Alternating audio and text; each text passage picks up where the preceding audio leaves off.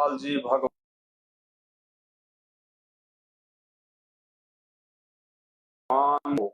परम रचनहार, कुल मालिक, असंख्य ब्रह्मांडों के स्वामी, जगत गुरु, तीनों लोकों में प्रवेश करके सबका पालन पोषण करने वाले राजाधिराज, आत्माधार, नाथों के नाथ, देवों के देव महादेव, सर्वेश्वर महेश्वर मृत्युंजय, अजरो अमर, आदि अनादि, सनातनी प्रभु, जगत पिता जगदीश्वर, श्री श्री 1008 की उपाधि के वास्तविक अधिकारी, अकाल मूर्त, सौद स्वरूपी राम, वासुदेव, सर्वगतम ब्रह्म, परम पूज्य, प्रथम पूज्य, परम पुरुष, परम धनी, परम दयालु, परम संत,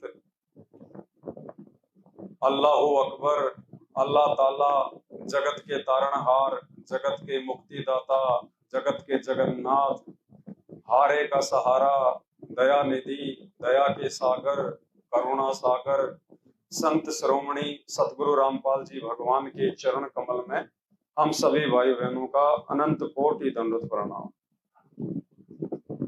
परमपिता परमेश्वर सतगुरु रामपाल जी भगवान के आशीर्वाद से आज उत्तर प्रदेश के बुलंदशहर के औरंगाबाद में परमात्मा ने साथ संगति की दया बख्शी है और ये थोड़ा सा समय है हम भाई बहनों के पास में, ज्यादा समय नहीं बचा है, क्योंकि जो परमात्मा ने काम करना था ज्ञान आधार से दुनिया को समझाने का, वो काम भी परमात्मा का पूर्ण हो चुका है। हालांकि ज्ञान से दुनिया को समझाने का काम परमात्मा का 2014 में ही समाप्त हो चुका था। 2014 के बाद से आज वर्तमान समय तक ये समय परमात्मा ने दुनिया को अपनी तरफ से दिया है, क्योंकि परमात्मा दयालु होता है और रहम दिल होता है।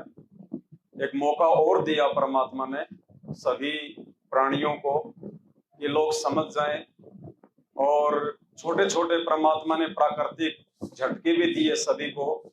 जैसे 2 साल पहले ये कोरोना वायरस आया था, परमात्मा ने एक झटका दिया लोगों को संभलने के लिए, समझने के लिए, और परमेश्वर ने ज्ञान आधार से सब लोगों की आंखें खोलनी चाहिए कि भाई जिन देवी देवताओं की तुम पूजा करते आए हो परंपरागत रूप से, और जिस संपत्ति के पीछे तुम लोग अपने आप को सयाने समझ रहे हो, अपने आप को सुरक्षित मान रहे हो, 2020 में जब ये कोरोना आया था तो उस समय ना ही तो वो देवी देवता कोई काम आए, एक छोटे से अदृश्य वायरस से वो किसी का कोई भला नहीं कर पाए, किसी की कोई मदद नहीं कर पाए।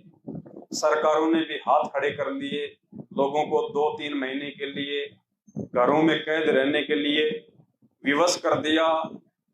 किसके घर में राशन पानी है, कौन बीमार है, सरकारों को किसी से कोई लेना देना नहीं। एक झटका दिया परमात्मा ने। डॉक्टर आज तक उस वायरस का कोई जो है इलाज वगैरह नहीं ढूंढ पाए। जिसने मरना था मर गया, जिसने बचना था वो बच गया।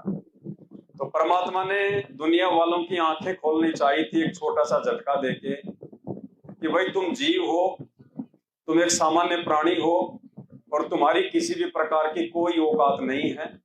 जब तक तुम्हारे पास तुम्हारे पूर्व जन्मों की भक्ति है, तुम्हारे पुण्य है, तब तक तुम्हारा ये हाड़ मास का पुतला चल रहा है। अन्यथा जिस दिन ये सांसें पूरी हो जाएंगी, तुम्हें ना कोई बचा पाएगा, ना तुम रह पाओगे, चाहे तुम कितने भी यत्न क्यों ना कर लो।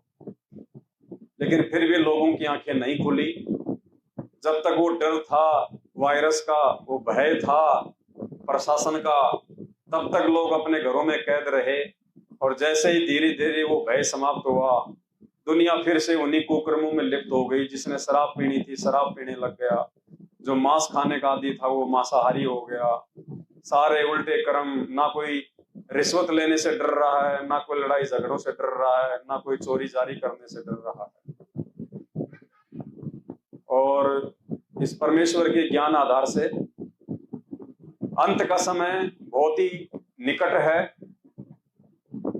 अंत का समय मतलब इस कलयुग की समाप्ति का समय। 2 तरीके से इस कलयुग की समाप्ति है। एक तो परमात्मा ने चारों युगों का जो समय बताया है, उस समय के आधार से 4 लाख 32,000 वर्ष का ये कलयुग है। तो अभी तो 5,500 वर्ष ही बीते हैं, अभी तो शुरुआत है इस कलयुग की। तो वो तो परिस्थितियां जब बिगड़ेंगी तब बिगड़ेंगी, लेकिन वर्तमान में जो इस कलयुग की समाप्ति है वो परमात्मा के ज्ञान से होगी।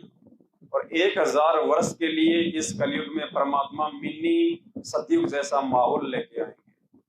इस परमेश्वर के ज्ञान से हर प्राणी सभी विकारों से दूर होगा, अपने आप को अपनी औकात में रख के इंसान जो है वो चलेगा, हर प्रकार के कर्म बहुत ही सूझबूझ और सोच समझ के करेगा, क्योंकि ज्ञान से उसको भय हो जाएगा और भय से इंसान कुकर्मों से दूर हटता है, तो इंसान फिर से इंसान बनेगा।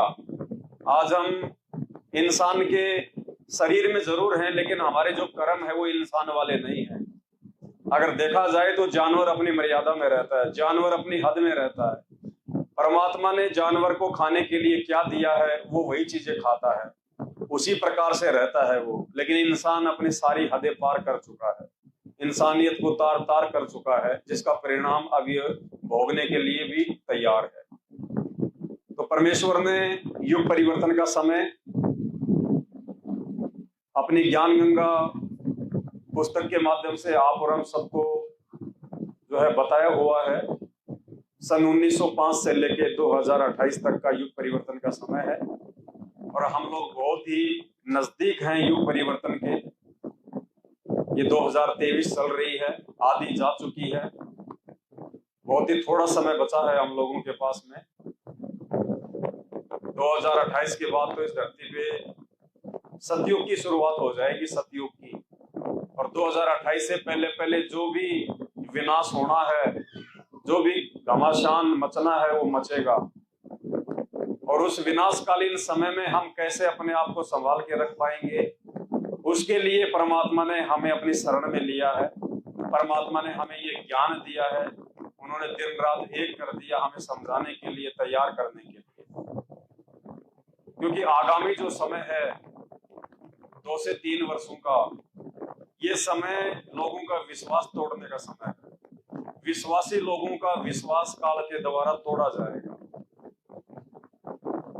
और ये हमारी सबसे खतरनाक परीक्षा होगी, सबसे खतरनाक परीक्षा होगी आने वाले 2 से 3 वर्ष।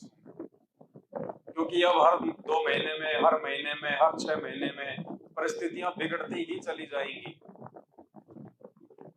2 साल पहले कोरोना वायरस आया था, और अब पिछले 2-3 महीने से आप देख रहे हो कि देश दुनिया का क्या हाल हो रहा है।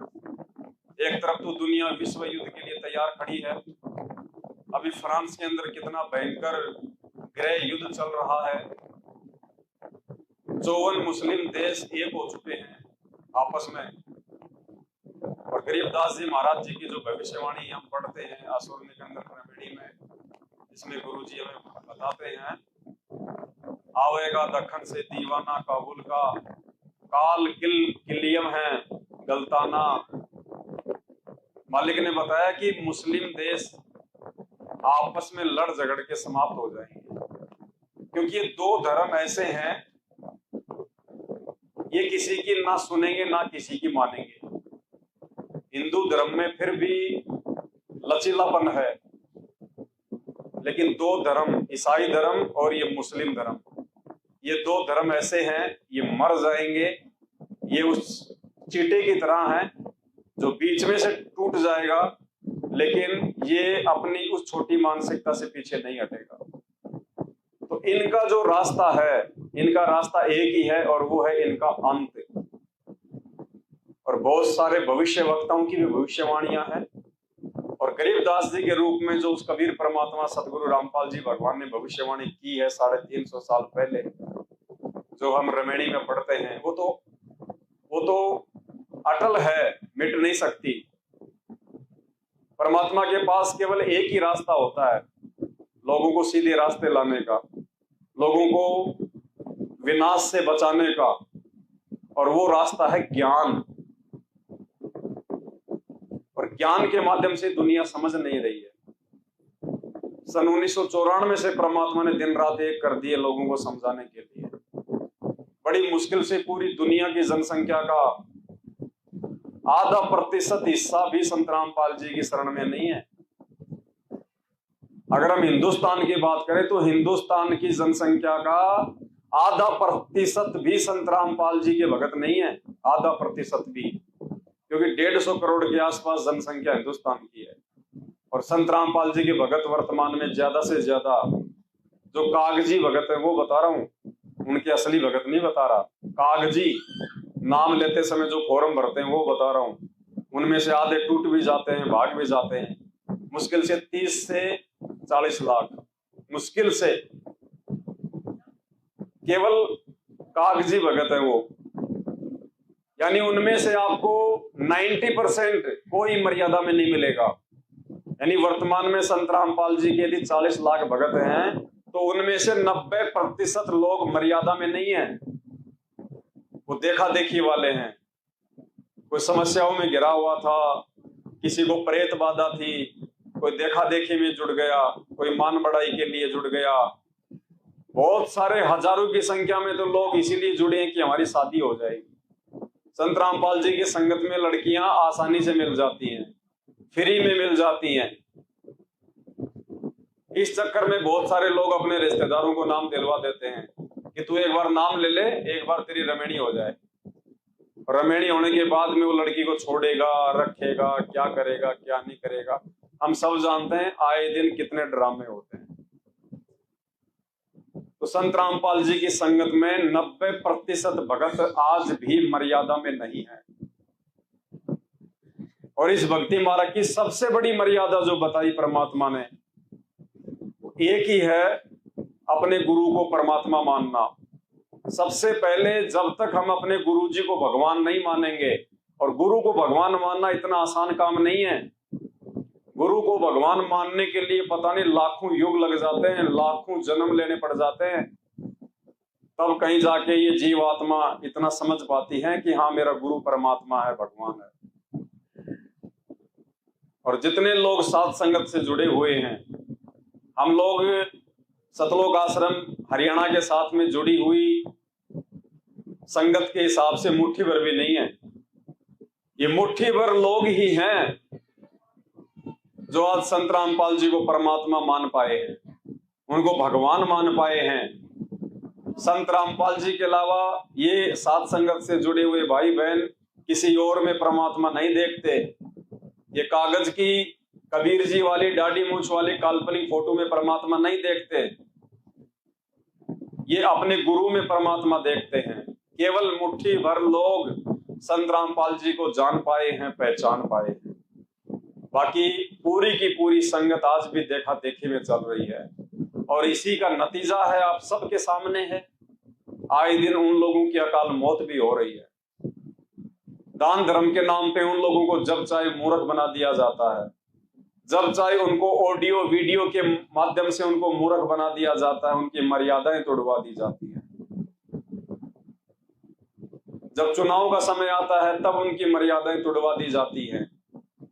गुरुजी बैठे हिसार जेल में, हम लोग बैठे अपने घरों पे, और बीच में चंद दलाल लोग, जिनमें सबसे बड़ी भूमिका संत रामपाल जी के परिवार की है, उनके भाई बंधु बेटा बेटे रिश्तेदारों की है। वो चंद एजेंट लोग 90% संगत का जब चाहे जैसा मनमाने रूप से दुरुपयोग कर रहे हैं। कारण एक ही है कि संगत ने ज्ञान को नहीं समझा, संत रामपाल जी के सत्संगों के मर्म को नहीं समझा, संत रामपाल जी के मिशन को नहीं समझा। इसलिए आज वो लोग दान धर्म के नाम पे लुट रहे हैं, पिट रहे हैं, अकाल मौतें भी हो रही हैं, उनको भारी बीमारियां भी हो रही हैं, उनके घर में अकाज भी हो रहे हैं, फिर भी उन्होंने भेड़ की पूंछ पकड़ रखी है देखा देखी में। इस बात का निर्णय केवल हम कर सकते हैं साध संगत वाले, क्योंकि इस परमात्मा ने हम चंद भाई बहनों की बुद्धि खोल रखी है।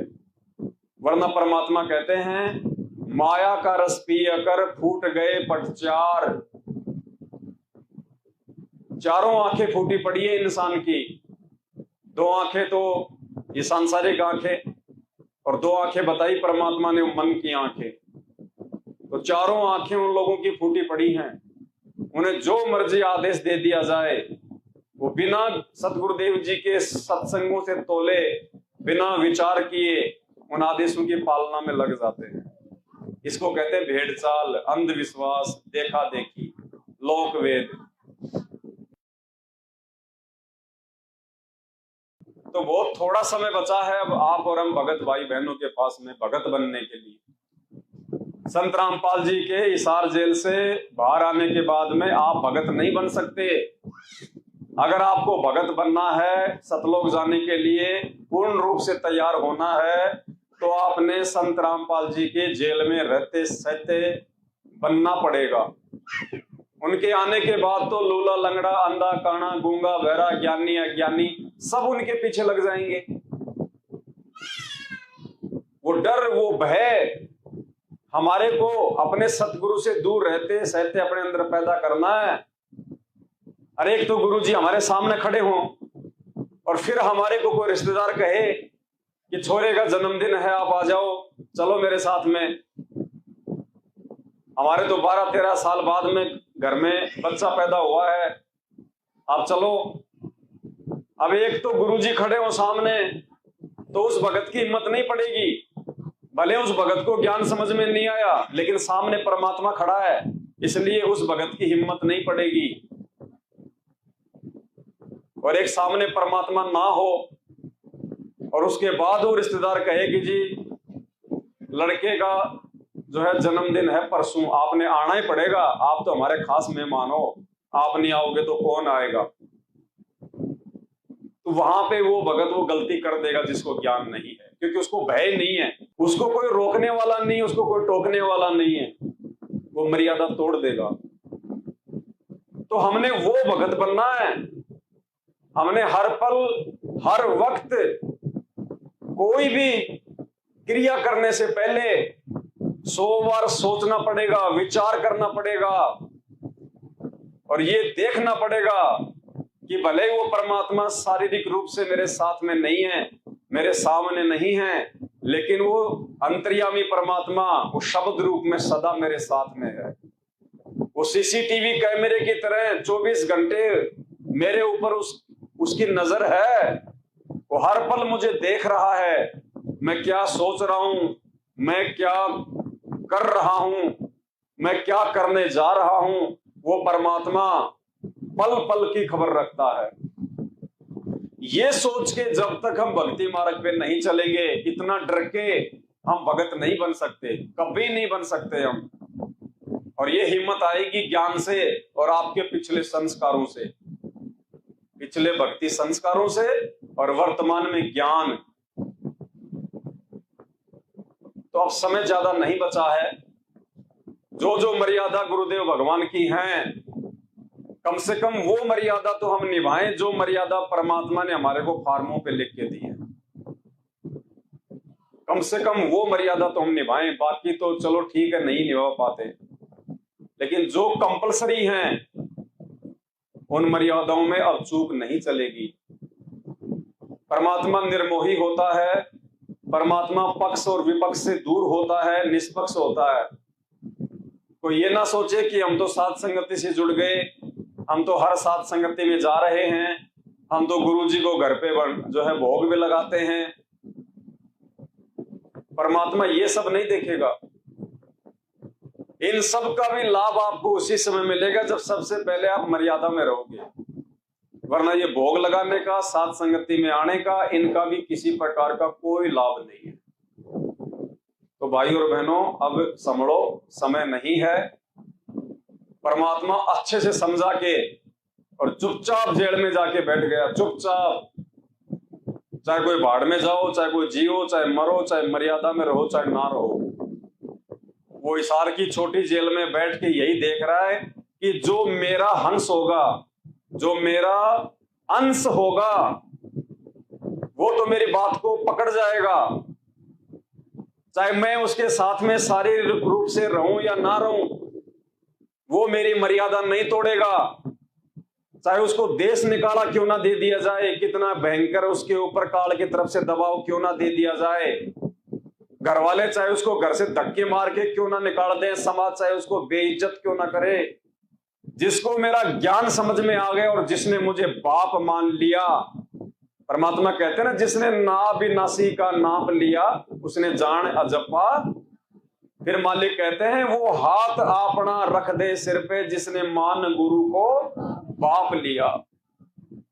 तो गुरु को बाप मानने का अर्थ है हम उस बाप की प्रत्येक आज्ञा में चलें, हम उस बाप की मर्यादाओं को ना तोड़ें। खाली नाम लेने से कोई संत रामपाल जी का भगत नहीं बन जाता। गले में लॉकेट पहन लिया, हाथ में रक्षा सूत्र डाल लिया, मुंह पे सतसाहिब, ये पहचान नहीं है भगत की।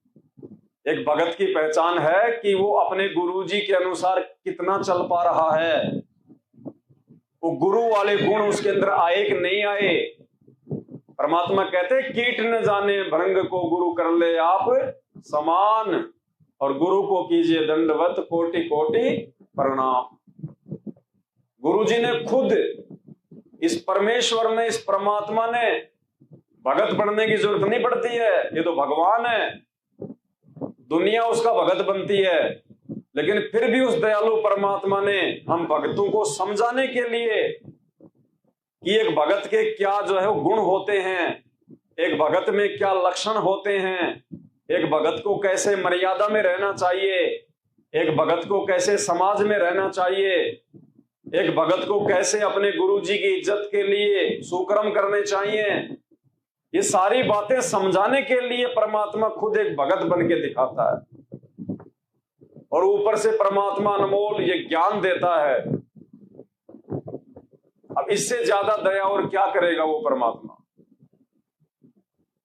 तो अब तक परमात्मा ने बहुत संभाला, परमात्मा ने हमारी सैकड़ों गलतियों को भी नजरअंदाज किया कि नादान है। ये तत्व ज्ञान इतनी आसानी से समझ में नहीं आता है, समय लगता है। नाम लेने के बाद में मर्यादा भी टूटती है। परमात्मा ने नाम शुद्धिकरण का भी हमारे को ऑप्शन दिया, अन्यथा इस भक्ति मार्ग में नाम शुद्धिकरण का कोई ऑप्शन नहीं है। लेकिन फिर भी दयालु परमात्मा ने हम पे मेहर बख्शी कि काल इनको मर्यादा में रहने नहीं देगा, और अगर एक बार इनका नाम टूट गया तो फिर ये खुद भी टूट जाएंगे। इसलिए परमात्मा ने हमारे को हिम्मत देने के लिए, हमारे को संभालने के लिए ये नाम शुद्धिकरण की व्यवस्था की है, वरना इस भक्ति में नाम शुद्धिकरण की कोई व्यवस्था नहीं है। और उसके बावजूद भी यदि हम आंख नहीं खोलेंगे गुरुदेव भगवान के इतने प्रयासों के बाद भी, तो फिर परमात्मा हमसे रुष्ट हो जाएगा। और एक बार यदि ये भगवान नाराज हो गया तो ना जाने कितने युग बीत जाएंगे, फिर कितने युग, क्योंकि हम परमात्मा को नहीं पकड़ते, ये परमात्मा हमें पकड़ता है। हम तो नादान हैं। गुरुजी कहते हैं बच्चा आगे आगे दौड़ता है, भागता है, माँ बाप उसको पीछे से पकड़ते हैं। तो ये हमारा कोई परम सौभाग्य है, कोई असंख्य युगों के हमारे संचित भक्ति कर्म है जो इतने जमा हो गए, इतने जमा हो गए, जिनके प्रतिफल में इस परमात्मा ने खुद आके हमारा हाथ पकड़ा। अरे 8.5 अरब की जनसंख्या है पूरी दुनिया की। 100 साल की उम्र में तो आप जी काउंट में नहीं कर पाओगे, अगर 1, 2, 3, 4 के हिसाब से करोगे तो 100 साल की उम्र तक तो इंसान काउंट भी नहीं कर पाएगा। 8.5 अरब की जनसंख्या है।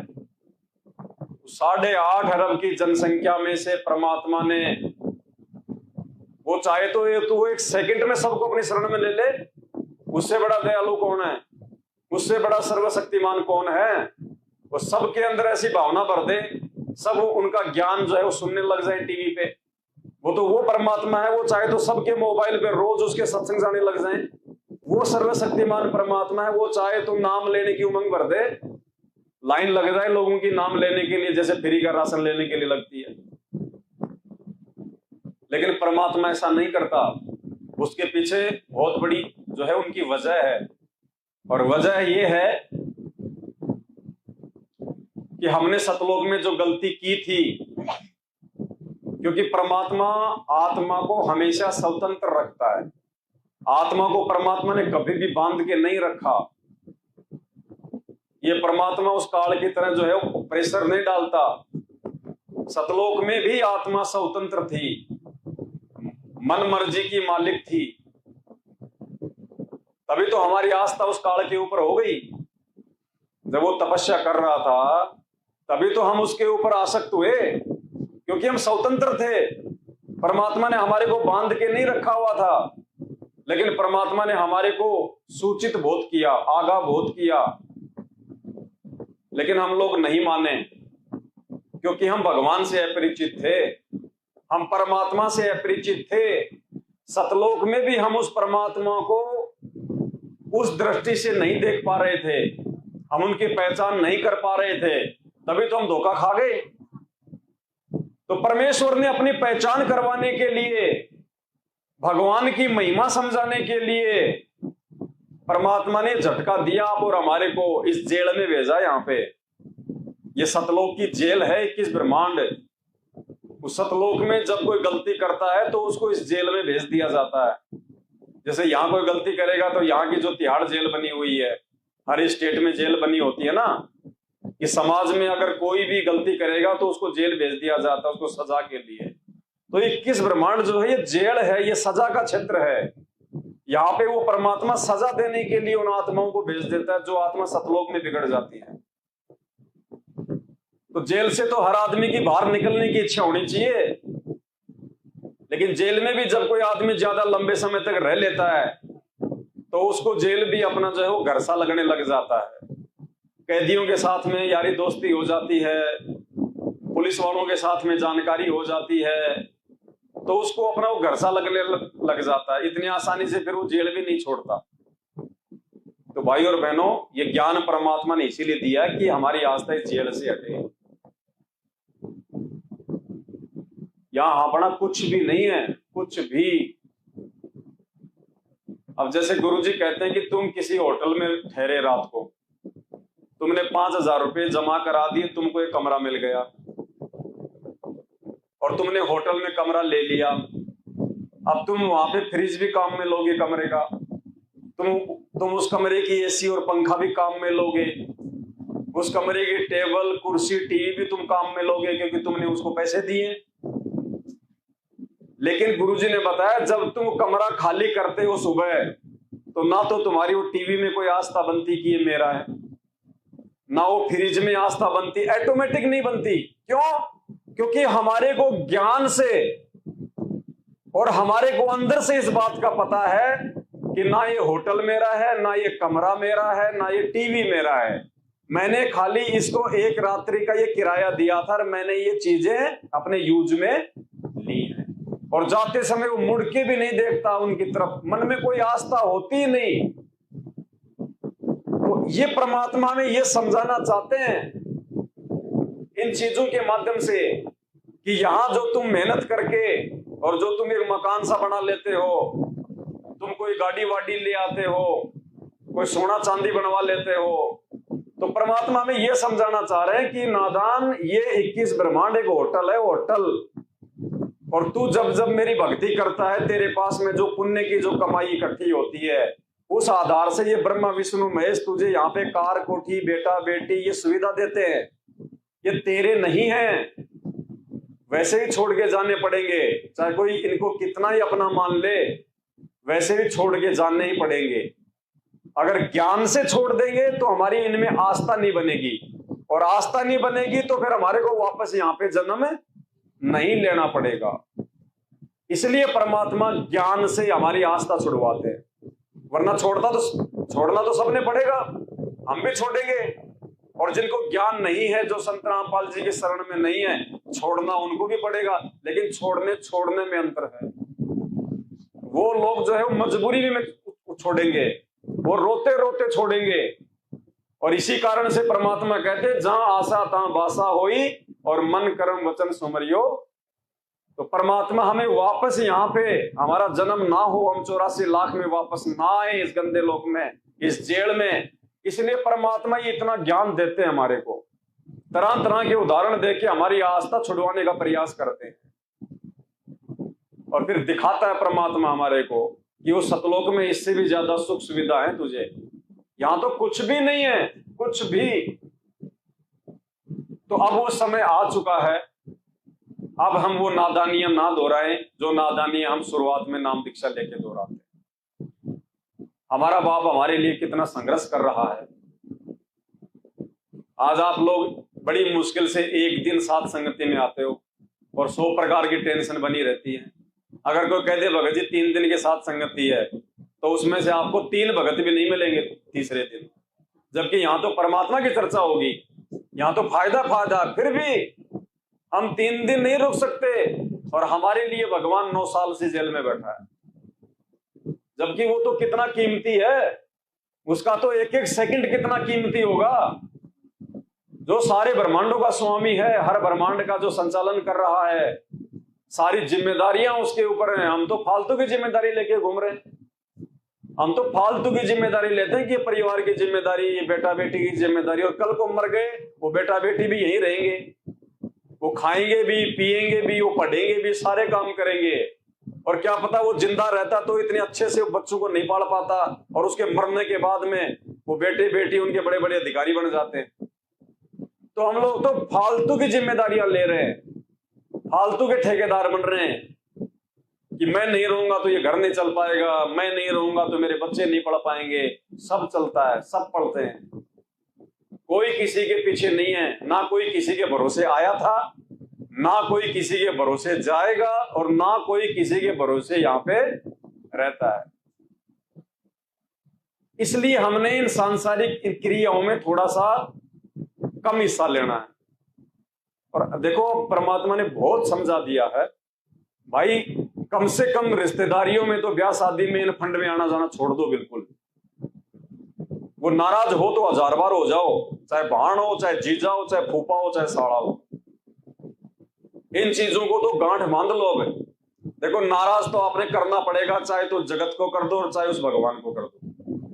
आपने एक को चुनना पड़ेगा इन दोनों में से। 2 नावों की सवारी से भक्ति नहीं होगी। परमात्मा कहते हैं जगत का और भगत का 36 का आंकड़ा है। अगर भक्ति करनी है तो, परमात्मा प्राप्ति करनी है तो आपने उन जगत वालों को, हाँ वैसे रिश्तेदार हैं, आओ जाओ सुख दुख में प्यार प्रेम से, परमात्मा ने मना नहीं किया। लेकिन उनकी जिन क्रियाओं से, उनकी जिन परंपराओं से, उनके जिन रीति और रिवाजों से, उनके जिन प्रोग्राम से हमारी मर्यादा टूटती हो, हमारे गुरुदेव भगवान को पीड़ा होती हो, तो कहते हैं जिन बातों से गुरु दुख पावे उन बातों को दूर भगावे। तुरंत मुंह पे जवाब, सीधा बोलो, चाहे नाराज हो चाहे ना हो। हमने अपने भगवान को नाराज नहीं करना। वो रिश्तेदार अगर नाराज हो भी गया आपके मना कर देने से, तो एक तरफ तो आपकी जो है भक्ति बचेगी, और परमात्मा आपसे कितना प्रसन्न होगा आप उसकी काउंटिंग नहीं कर सकते।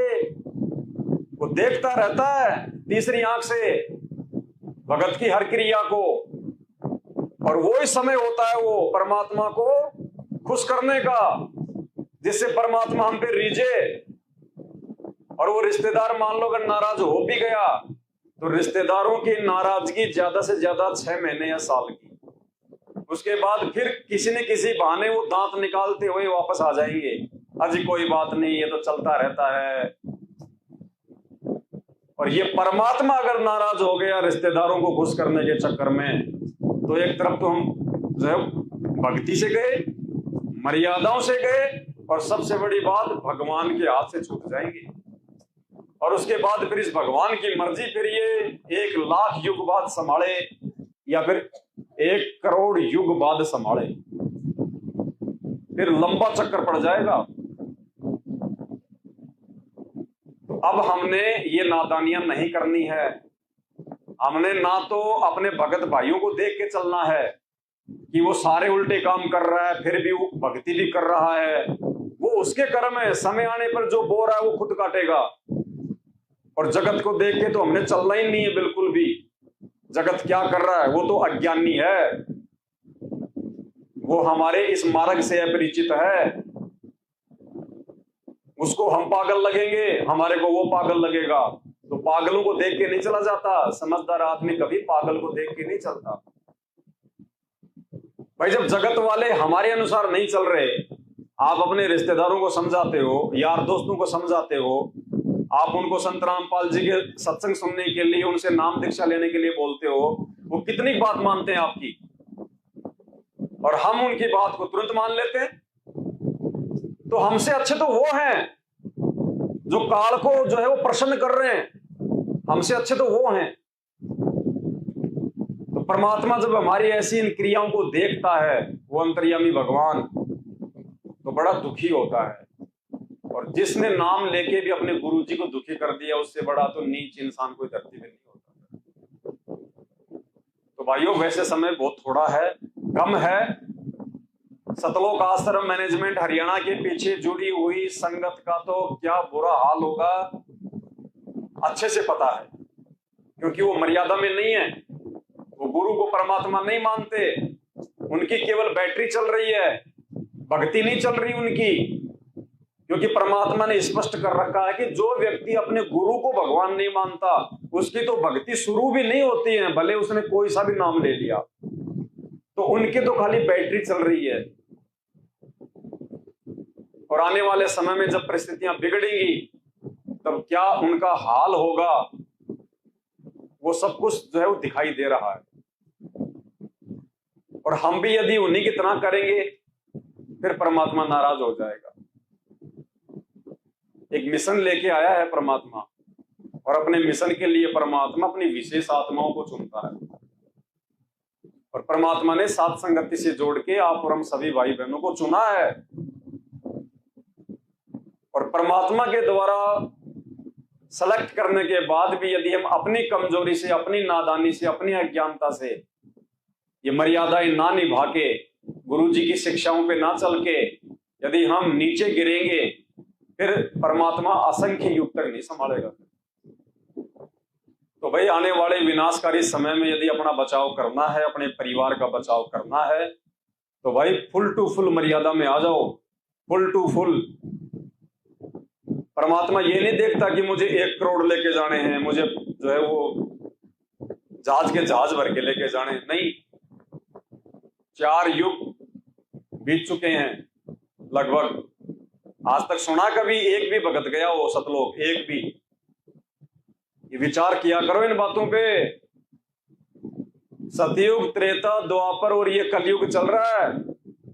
आपने इतने सत्संग सुन लिए गुरु जी के, एक आत्मा ऐसी बता दो, एक आत्मा का नाम बता दो जो सतलोक चली गई हो। आप एक का भी नाम नहीं बता पाओगे, एक का भी बता दो अगर कोई है तो, अगर किसी के ध्यान में एक भी अगर सतलोक गया हो तो। कोई नहीं गया अभी तक, क्योंकि सतलोक का समय वर्तमान समय है। परमात्मा जिनको लेके गए उन सबको अपना गवाह बनाया, उन सबको वापस यहीं छोड़ दिया, और उन रूप में खुद वो परमात्मा थे। दूसरा तो जब तक अधिकारी नहीं हो जाएगा, सतलोक में पैर ही नहीं रख सकता, पैर ही नहीं रख सकता जीव। और जो जो रूप थे, धर्मदास जी का रूप, मलुकदास जी का रूप, दादू जी का रूप, गरीबदास जी का रूप, गीसा जी का रूप, ये सारे रूप उस कबीर परमात्मा के स्वयं के थे। इसलिए स्वयं परमात्मा गया उन रूपों में, एक भगत की भूमिका में।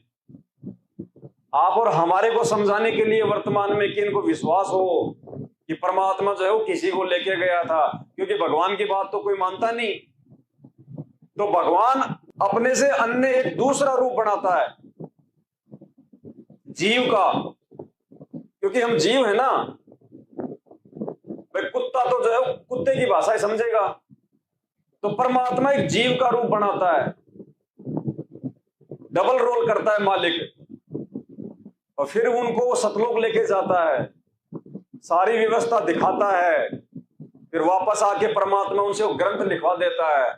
नानक जी से लिखवा दिया, गरीबदास जी से लिखवा दिया, धर्मदास जी से लिखवा दिया, मलुकदास जी से लिखवा दिया, गीसा जी से लिखवा दिया। ये जीव नहीं थे, ये कोई संत नहीं थे, खुद ये परमात्मा के रूप थे। तो इनका तो क्या सतलोक जाना और क्या आना, क्योंकि ये तो मुक्त है, ये सब एक को लेके गए परमात्मा। हजरत मोहम्मद को, वो जीव था, उसको परमात्मा वास्तविक सतलोक में नहीं ले गए, उसको परमात्मा ने केवल मिनी सतलोक तक दिखाया जो इसी काल के लोक में है। हजरत मोहम्मद को परमात्मा मिनी सतलोक में ले गए थे। एक सत्संग में कहा गुरु जी ने, उसको असली सतलोक में नहीं लेके गए, क्योंकि मालिक को पता था ये टिक ही नहीं पाएगा। वो तो लेके जाने से पहले भी परमात्मा को इस बात का मालूम था कि ये वहां नहीं टिकने वाला, क्योंकि नीचे लाखों इसके भगत हो चुके हैं, इसकी वाहवाही हो रही है, ये मान बड़ाई में फूला नहीं समा रहा, ये सतलोक में नहीं टिक पाएगा। इसलिए परमात्मा ने हमें एक एग्जाम्पल दिया कि लेके जाने को तो भगवान सबको लेके जा सकता है। अरे सतलोक से भी तो उस भगवान ने हम सबको यहां भेजा है। 21 ब्रह्मांड परमात्मा ने सतलोक से अलग कर दिए, और विमान की तरह उस परमात्मा के आशीर्वाद से यहां आके 16 संख्य कोस की दूरी पे टिक गए। तो सतलोक में बैठे बैठे परमात्मा ने जिस 21 ब्रह्मांड को यहां भेज दिया, क्या वो परमात्मा सतलोक में जो है बैठा बैठा के 21 ब्रह्मांड वापस नहीं ले सकता? लेकिन हजरत मोहम्मद के माध्यम से परमात्मा ने हमारे को एक मैसेज दिया है कि जब तक तुम पूरी तरह से ज्ञान से परिचित नहीं हो पाओगे, तुम सतलोक में नहीं टिक पाओगे। ये उदाहरण दिया परमात्मा ने हजरत मोहम्मद के माध्यम से कि पहले ज्ञान को समझो, अच्छे से भक्ति को समझो, और जो तुम्हें जो मंत्र दिए जाते हैं तुम उनकी साधना करो, फिर तुम सतलोक में टिक पाओगे। तो ये गोल्डन चांस है वर्तमान में, और ये चांस केवल साध संगति वालों के पास में है। अभी तो नॉर्मल लग रहा होगा हमें, लेकिन अब जैसे जैसे परिस्थितियां बिगड़ेंगी ना, अब देख रहे हो आप क्या हो रहा है। एक तरफ तो पूरा विश्व तीसरे विश्व युद्ध के लिए तैयार हो रहा है, दूसरा ये प्राकृतिक आपदाएं शुरू हो चुकी हैं। अभी तो सूक्ष्म रूप है, अभी तो शुरुआत है। थोड़ी सी बारिश क्या हुई, क्या हाल हो गया देख लो। हिमाचल का, उत्तराखंड का, महाराष्ट्र में बाढ़ आ रही है, गुजरात में बाढ़ आ रही है, और कल राजस्थान के जोधपुर में आ गई बाढ़, और जगह जगह भयंकर बरसात हो रही है। पंजाब का देख लो क्या हाल हो गया, किसान आत्महत्या कर रहे हैं, खेतों के नक्शे मिट गए, इतना पानी हो गया खेतों के नक्शे मिट गए। जोगिंदर का खेत कौन सा है, बलविंदर का खेत कौन सा है, जो बड़े बड़े अपने आप को जमींदार समझ रहे थे, फसलें नष्ट। और ये तो कुछ नहीं, अभी शुरुआत है। परमात्मा और मौका दे रहा है कि समझ जाओ। अगर एक बांध टूट गया ना, एक बांध, और परमात्मा ने संकेत किया हुआ है भाखड़ा नांगल बांध के विषय में। एक सत्संग में गुरुजी ने कहा कि हमने सुना है कि भाखड़ा नांगल बांध इतना बड़ा बांध है हमारे हिंदुस्तान में, अगर वो टूट जाए तो ये आपका पंजाब, हरियाणा, दिल्ली, इनका तो नामो निशान मिट जाएगा, और पूरे देश में कमर तक पानी भर जाएगा। इतना पानी है उस बांध में, भाखड़ा नांगल बांध में, जो दुनिया का सबसे बड़ा बांध है। अभी ये दिल्ली जो डूबी है, लाल किले तक, यहां तक पानी आ गया। ये तो खाली उस बांध का थोड़ा सा जो पानी है वो छोड़ा गया था। कौन से बांध का? भाखड़ा नांगल का नहीं, एक और दूसरे बांध का, कि कहीं ये टूट ना जाए, उसके दरवाजे खोले गए थे। नदियों में जो है वो पानी छोड़ दिया गया, चारों तरफ की नदियों में। उसके बावजूद भी उस बांध का 2% पानी, जिसने आदि जो है वो दिल्ली को डुबो दिया, मथुरा को डुबो दिया, वृंदावन को डुबो दिया, जिसने पंजाब को डुबो दिया। सोचो अगर छोटे वाला बांध भी टूट गया तो क्या महाप्रलय मचेगी। और संकेत तो परमात्मा ने भाखड़ा नांगल बांध कर रखा है। तो भाई और बहनों, ये दुनिया तो मरेगी अपनी मौत, लेकिन हम भगत क्यों मतलब जगत वाली मौत मरे? परमात्मा ने बचाव के तरीके भी बता रखे हैं, वरना दुर्गति तो है निश्चित। तो वो सौभाग्यशाली आत्मा होंगी जो परमात्मा की मर्यादा में रह के और उस विनाशकारी समय में उस परमात्मा का नाम रोशन करेंगी। क्योंकि परमात्मा कहते हैं, कहे कबीर शरण गए मेरी और रक्षा जल और थल की।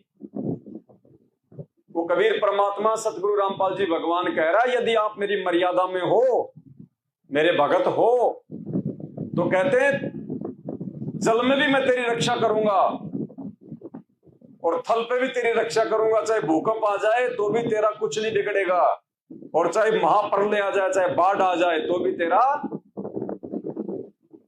और फिर कहते हैं, झैर अग्नि तन निकट नहीं आवे और दूरी जात रंगाई।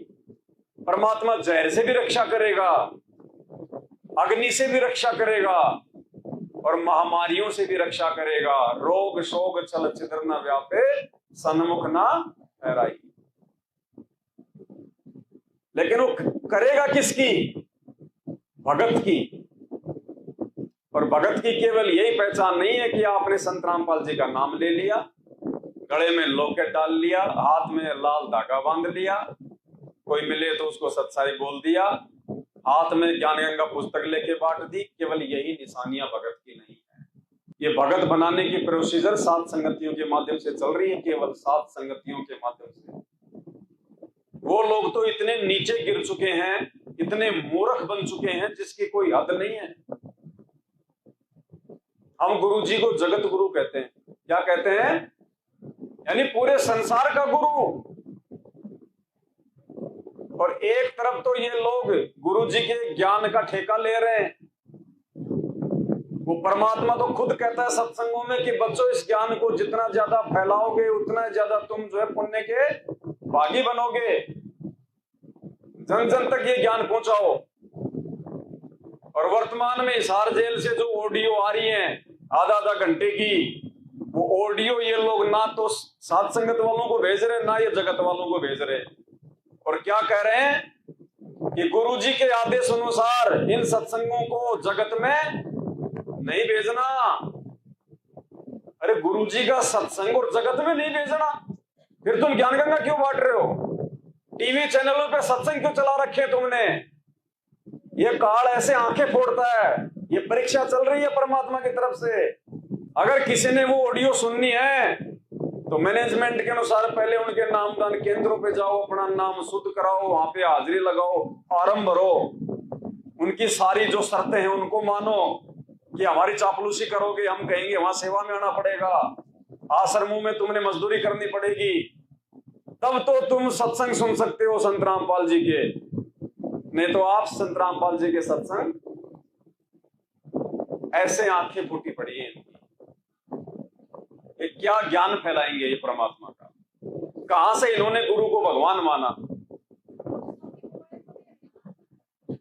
वो केवल उन्हीं के पास भेज रहे हैं जो जिनका उनके पास में वो जो है वो बाई डाटा है। बाकी अगर वो भगत किसी और को भेज रहा है तो बात अलग है। मैनेजमेंट वाले नहीं भेजते, वो तो उन्हीं को भेजते हैं उनके पास में जिन जिन के फार्म जमा है। अब मान लो मेरे को भेज दिया तो मैं चाहे 50 को भेज दूं, फिर कोई दिक्कत नहीं। और उन्होंने उनको मना कर रखा है पहले ही कि तुम्हारा नाम खंड हो जाएगा अगर तुमने किसी को भेज दिया तो बेचारे डर के मारे वो नहीं भेजते। एक आधा जो कोई दो नाव की सवारी में है, इधर भी है उधर भी है, वो जरूर भेजता रहता है इधर उधर। तो कहने का मतलब है काल ने हमारे ही भाइयों को, सतलोक आश्रम मैनेजमेंट हरियाणा वालों को, संत रामपाल जी के परिवार वालों को किस कदर अंधा बना दिया। भाई और बहनों, ये ज्ञान वाली आंखें परमात्मा ने केवल आप और हमारी खोल रखी हैं। शुक्र मनाना उस परमात्मा का। बाकी अंधे हैं, अंधे कुछ नहीं। और देख लेना आने वाले समय में उनकी क्या दुर्गतियां होंगी। साध संगति से हटते सिर पे काल राजा बैठ जाता है। काल जो भाई बहन साध संगतियों से हटके गए हैं, वो साध संगति में थे उस समय, उनके क्या विचार थे, क्या उनके भाव थे। और आज मैनेजमेंट की तरफ जाते ही आप उनसे बात करके देख लेना, आज उनके विचारों में, उनकी सोच में रात दिन का अंतर आ चुका है। इतने नीचे गिर चुके हैं आज वो। तो अब आगे गलतियां करने से बचो, लड़ जाओ, भिड़ जाओ ज्ञान आधार से। भाड़ में जाए रिश्तेदार। अगर आपका पति नहीं मानता है तो भाड़ में जाए पति, चाहे वो निकले, चाहे उस घर से, चाहे वो तुम निकलो। अब मीरा बनने का समय आ गया, भगतों को मंसूर बनने का समय आ गया। अब ये लल्लो पत्तों वाली भक्ति नहीं चलेगी, दो नाव की सवारी, मारे जाओगे। और साथ संगति में आके अगर किसी ने बकवाद कर दी, उसको तो परमात्मा ये समझ लो 100 कोस दूर कर देगा अपने से। 100 कोस। इतना समझाने के बाद, इतना मौका देने के बाद गलती। और ये अकाल पड़ेगा आने वाले समय में, भयंकर अकाल पड़ेगा ये 2-3 वर्षों के अंदर अंदर। अगर अकाल नहीं पड़ा तो तीसरा विश्व युद्ध होगा, और तीसरे विश्व युद्ध में फिर ज्यादा संघार होगा। और संघार परमात्मा होने नहीं देगा इतना, क्योंकि भगवान आया किस लिए है? अपनी आत्माओं को समझा के सतलोक ले जाने के लिए। और जब आत्मा ही नहीं बचेंगी तो फिर परमात्मा के आने का फिर यहां पे फिर मतलब क्या हुआ? तो तीसरे विश्व युद्ध को रोकने के लिए यहां पे अकाल पड़ेगा। क्योंकि जब खाने को दाने नहीं होंगे तो कोई पटाखे नहीं फोड़ेगा, कोई मिसाइल नहीं चलाएगा, कोई परमाणु बम नहीं चलाएगा। जब खाने को दाने नहीं होंगे तो कोई लेके बंदूक वहां पे बॉर्डर पे खड़ा नहीं होगा। आदमी हर चीज को सहन कर लेगा, 2 टाइम की भूख सहन नहीं हो सकती। तो जब भूखमरी फैलेगी तो कौन बॉर्डर पे डटेगा? सबसे पहले अपनी जान बचाएंगे, भागेंगे इधर उधर। ये सेना वाना सब तितर बितर हो जाएंगी। तो ये तरीका परमात्मा ने अपनाना पड़ेगा, क्योंकि ज्ञान से तो दुनिया मानी नहीं। भगवान ने इतना ज्ञान दिया 28 साल से, और देख लिया कि दुनिया बिल्कुल अंधी है, ये नहीं मानेगी, ज्ञानवान से नहीं मानता इंसान। तो भगवान जाके जेल में बैठ गया कि अब ये परिस्थितियां बिगड़ने दो। और जेल में बैठने के पीछे परमात्मा के 2 कारण। एक तो अपने भक्तों की छटनी, कि इससे ये पता चल जाएगा कि मेरा कौन है और काल का कौन है, मेरे को किसने समझा और किसने नहीं समझा, किसके मन में ये ज्ञान सुन के भय पैदा हुआ है अपनी आत्मा के उद्धार के लिए, और कौन इस भक्ति और भगवान को आज भी जो मजाक में ले रहा है। और दूसरी तरफ इस पूरे विश्व की बुद्धि परमात्मा ने ठिकाने लगानी है। तो दुनिया वालों की बुद्धि ठिकाने आती है ठोकर खाने से, प्यार से नहीं आती, ज्ञान से नहीं आती। तो इस तीसरे विश्व युद्ध में होने वाले भयंकर जनसंहार को रोकने के लिए, और ये भूखमरी आएगी अब, और ये भूखमरी आएगी जल प्रलय से, और किसी चीज से नहीं आएगी, क्योंकि फसल बर्बाद हो जाएगी। फसल बर्बाद हो गई तो फिर क्या करोगे? फिर कुछ नहीं है, ना पशुओं के लिए ना इंसान के लिए।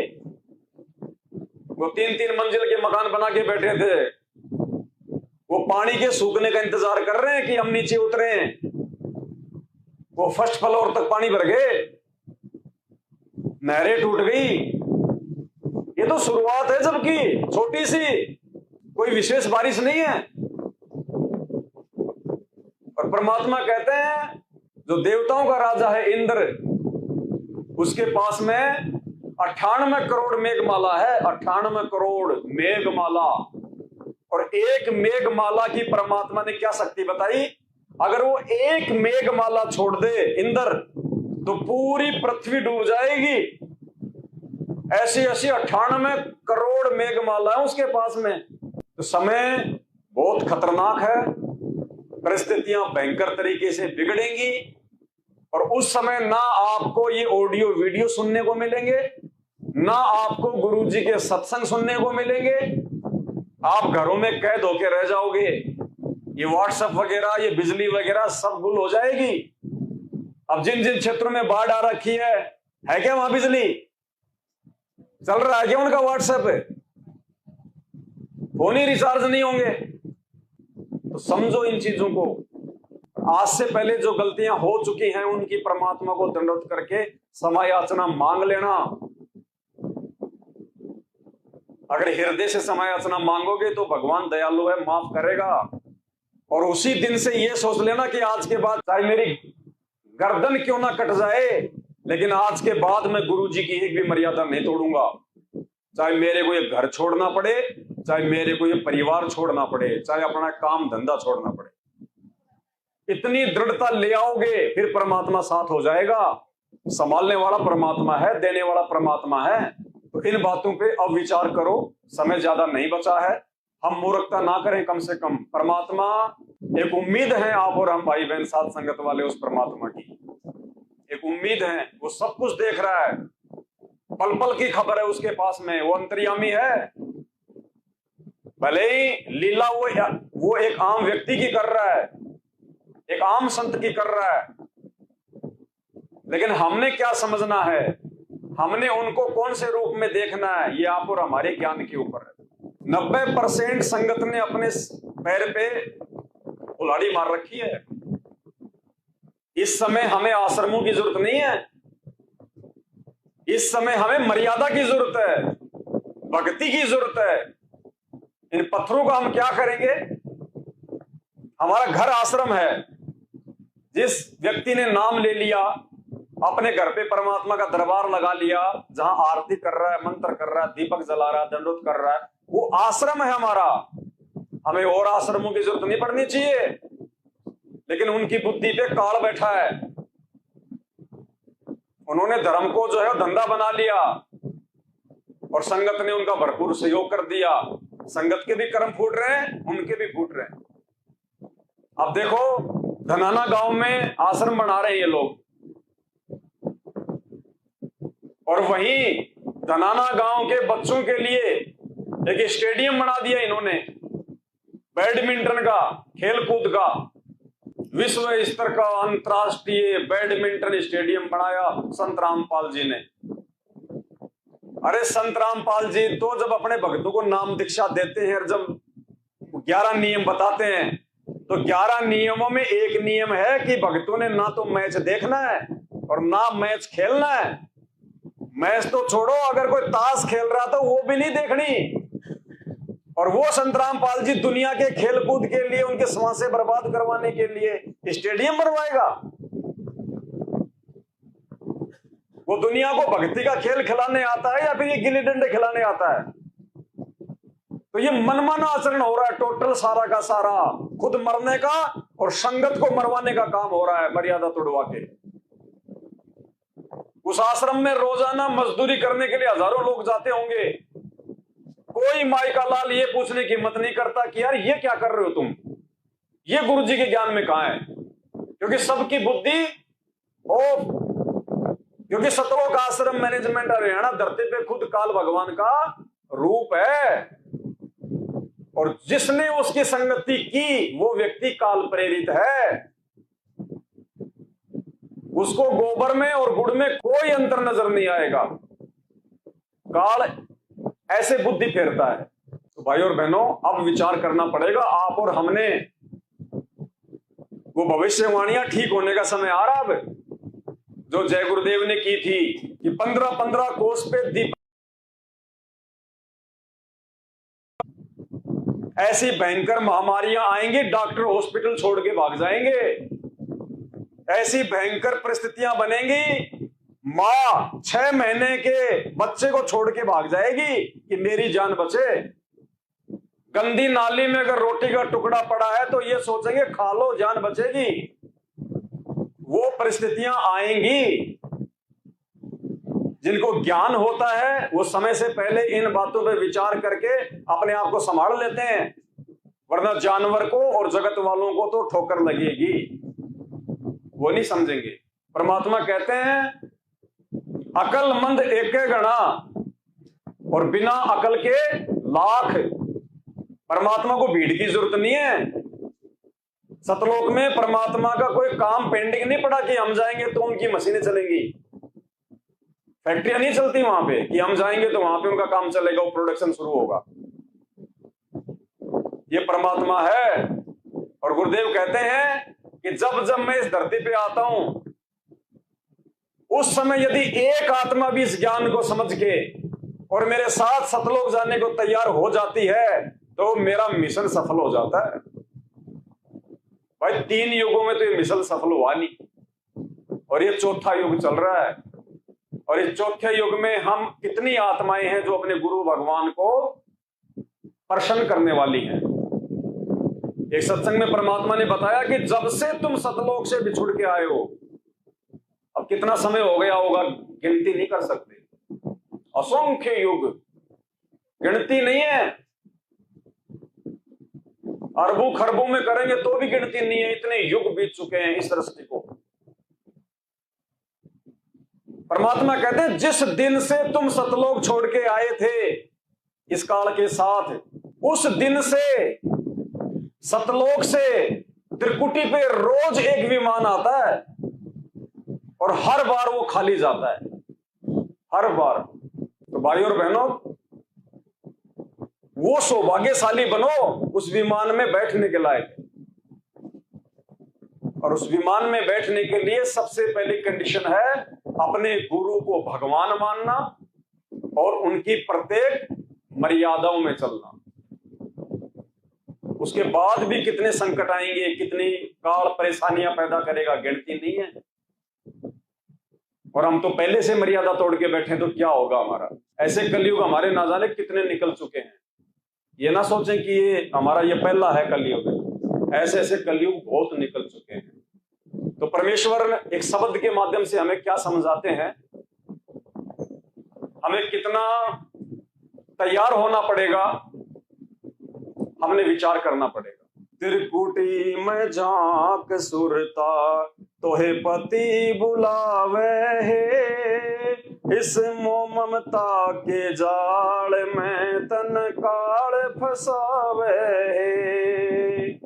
त्रिकुटी में झांक सुरता तोहे पति बुलावे है, इस मोह ममता के जाल में तन काल फसावे है। परमात्मा हमारा ध्यान आकर्षित करना चाहते हैं कि तुम मर्यादा में रह के त्रिकुटी तक तो पहुंचने का प्रयास करो। एक बार तुम मेरी पकड़ में तो आओ। एक बार पानी में कोई आदमी डूब रहा हो और दूसरा आदमी किनारे पे खड़ा होकर उसकी तरफ अपना हाथ करता है, उधर से वो भी हाथ करता है और वो ये इशारा करता है कि तू एक बार मेरे हाथ, फिर मैं तुझे खींच लूंगा। तो गुरुदेव हमें कह रहे हैं कि आप एक बार इतने तो तैयार हो जाओ, मर्यादा निभा के अपने गुरु को भगवान मान के कि आप त्रिकुटी तक भी आ जाओ। वहां से तो फिर मैं खींच ले जाऊंगा आगे, क्योंकि त्रिकुटी पे जाना ही महाभारत है। जो मर्यादा में नहीं है वो त्रिकुटी के दर्शन भी नहीं करता। तो क्या कहा परमात्मा ने, अपने पति को भूल बावली बैठी यारा में सिंगर के, काम क्रोध लोभ मोह मस्करे रहिए जारा ते डर के। अपने पति को भूल बावली, आत्मा को कह रहे परमात्मा कि तू अपने उस परमपिता परमेश्वर को भूल चुकी है और बैठी यारा में सिंगर के इन छोटी साधनाओं में लगी हुई है। इन देवी देवताओं को, भूत भैरव बेताल को तो अपना बाप मान रही है, तो अपना पति मान रही है। अपने पति को भूल बावड़ी बैठी यारा में सिंगर का, काम क्रोध लोभ मोह मस्करे रहिए जारा तय। अब इसमें सारी चीजें आ गई।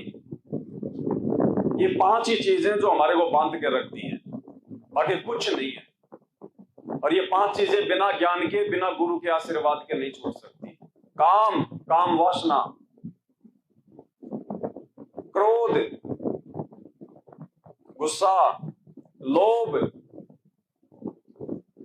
मन में कोई लालच वगैरह आ जाता है,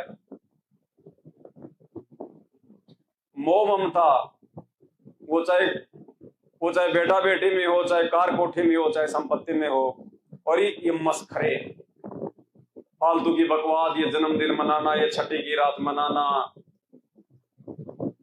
छोटे मोटे ये ब्याह शादी में ये जो है आडंबर करना, ये मस्खरे हैं ये संत भाषा में। यानी परमात्मा हमें समझा रहे हैं कि अगर भगत बनना है तो